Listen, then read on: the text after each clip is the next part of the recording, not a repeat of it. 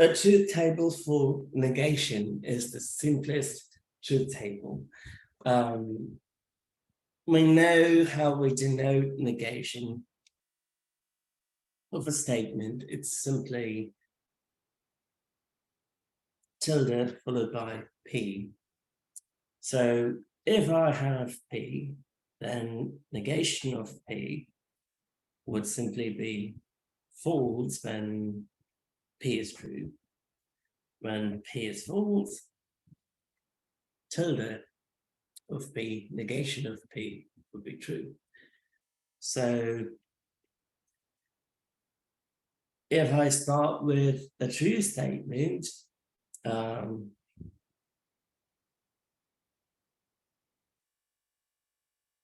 caffeine is addictive. Negation of that is caffeine is not addictive. Well, caffeine is addictive is a true statement.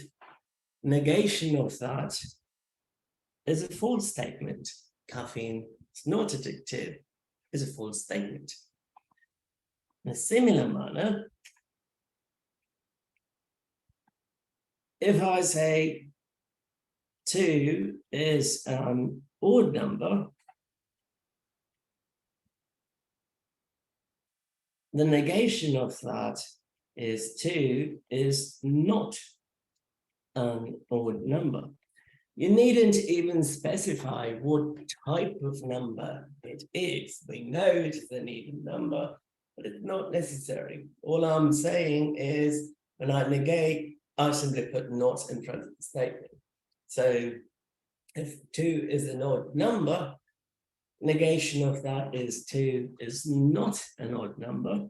So if I start with a false statement, which is 2 is an odd number, of course it's not. So when I negate, I get a true statement.